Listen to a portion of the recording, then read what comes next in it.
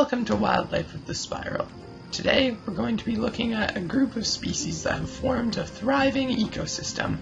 Together, they have formed a crime syndicate and create havoc and pain throughout the world they call home. Today, we shall be looking at the O Leary Gang. Welcome to Marleybone, a world doused in darkness and ruled by fear. It is in this dark and scary world that the O Leary Gang calls home. Marleybone itself is home to a wide variety of species, and the O Leary Gang itself is no exception. While it is ruled primarily by one species at the head of the organization, there are indeed many working pieces that form the entire machine, as it were. The main component of the O Leary Gang is cats, but it's not limited to specifically them. The O Leary Gang also contains rats, for instance, as well as dogs, and even in some rare cases, dogs.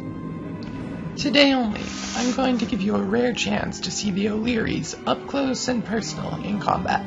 However, they're very dangerous and should be treated as such. Thus, it is best to employ a disguise when trying to approach an O'Leary. As you can see here, I've employed a disguise and also brought along a pet that mimics an O'Leary.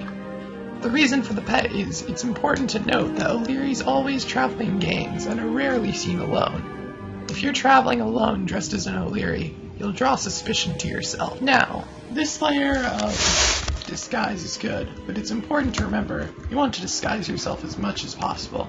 You don't want the O'Learys seeing who you truly are.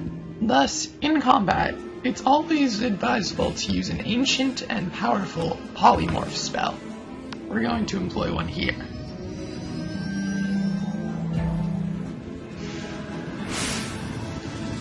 As you can now see, we have 3 separate layers of disguises on, and the O'Learys themselves are very confused and unaware of who we truly are. This now gives us a chance to safely approach them in combat without having them immediately destroy us.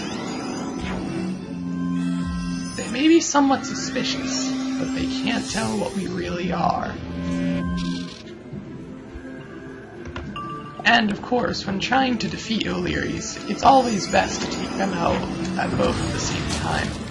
Who knows what kind of evil tricks they could hold up their sleeve if you go after them one after the other.